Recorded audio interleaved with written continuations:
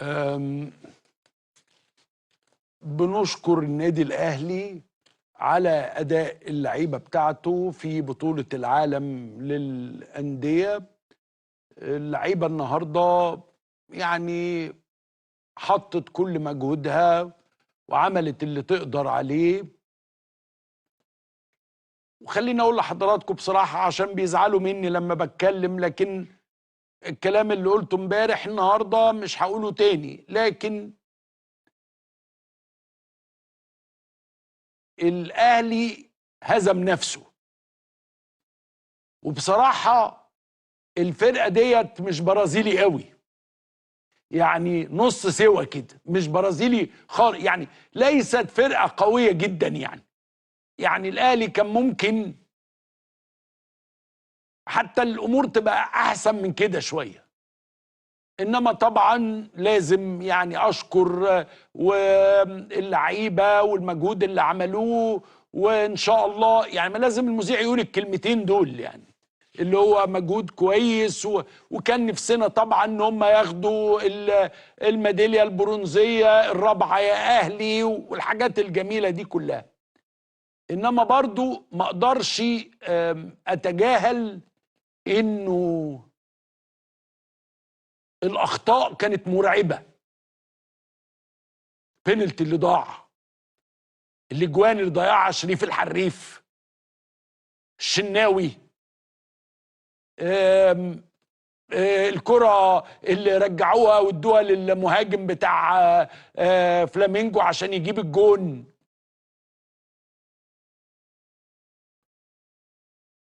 يعني حسيت انه كان ممكن الماتش ده يطلع احسن من كده، وحسيت ان الاهلي كان ممكن يعمل احسن من كده. ناس كتير من امبارح بتسألني وانت مالك ومال الاهلي؟ اتكلم بس في الزمالك. هو يا جماعة ليه بيبقى حلال لما الزمالك يتغلب او يجرى له حاجة اهلي مصر كلهم يتكلموا في موضوع الزمالك؟ الزمالك اتغلب من فاركو، الزمالك اتغلب من شباب الجزائر، ينفع يتكلموا. انما هو ما ينفعش تتكلم في الاهلي. احنا بنتفرج على الاهلي كممثل للكرة المصرية. يعني انا من حقي اتفرج ومن حقي اقول ومن حقي، يعني عادي زي ما انتم من حقكم عادي، وما انا ما قلتش حاجة وحشة. وعلى فكرة اللي اتعمل في ماتش ريال مدريد اتعمل النهاردة تاني، نفس الأخطاء. وارجع تاني واسأل يا جماعة الخير، هو الراجل نزل حسين الشحات قبل نهاية الماتش بدقيقتين ليه؟ اتعلمنا زمان قبل نهاية الماتش بدقيقتين ده تنزل لعيب وسط يمسك كورة، لعيب مدافع يدافع يقفل ورا. انما انت مخلي المهاجم لاخر دي. انا عايز اعرف ايه الطريقة السويسري دي؟ يعني ايه الحاجة العظيمة الجديدة اللي احنا بنتفرج عليها دي؟ بصراحة رغم انه معلول ضيع بينالتي، لازم اقول يا بخت الاهلي بمعلول بجد. لعيب محترم ومجهود واخلاص.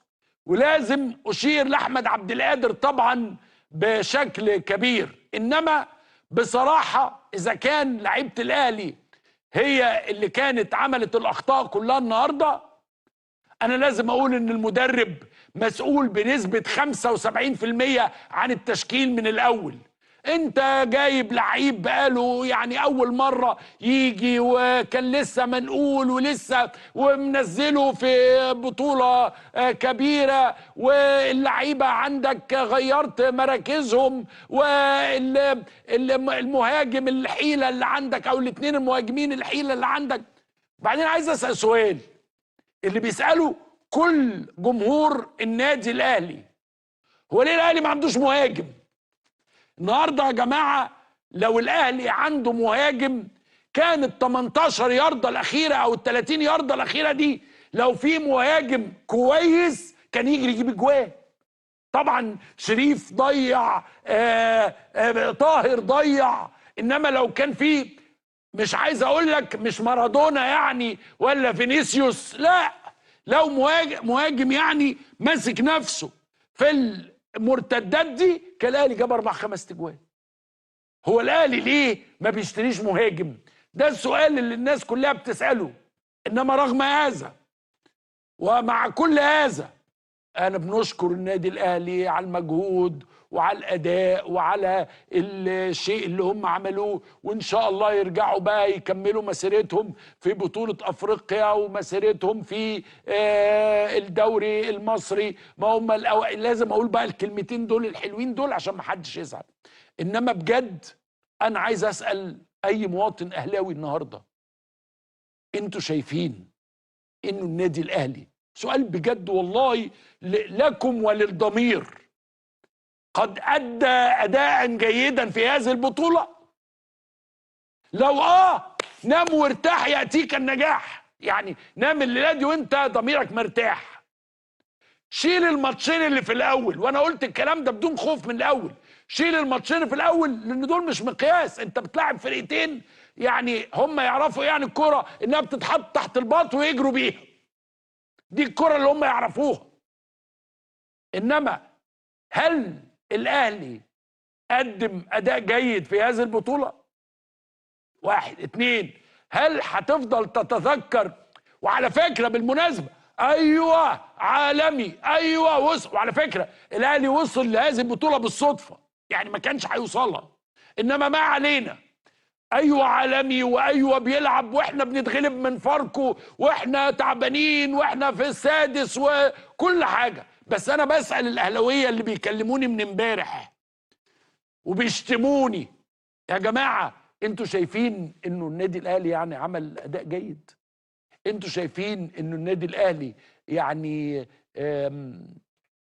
راضيين؟ يعني لو انت راضي انا هسيبك لضميرك، انما لو مش راضي انا اعرف ان الاهلاويه النهارده نايمين في حاله يعني صعبه، لانه شاف ديانج وهو بيرجع الكرة، شاف الشناوي وهو بيعديها، شاف محمد هاني، شاف شريف، شاف اخطاء حصلت في الملعب هي اللي ضيعت الماتش كله. وبصراحه عايز اقول لكم فلامينجو ده ما كانش يعني حاجه عظيمه، يعني مش اعظم حاجه. يعني ما حسيت كده انها فرقه وبطئه جدا ومهاراتهم الاساسيه ليست عبقريه، يعني مش حاجه يعني عظيمه. طبعا شتان بينهم وبين ريال مدريد. ريال مدريد في حته تانيه خالص، اداء ريال مدريد في حته تانيه خالص. انما يعني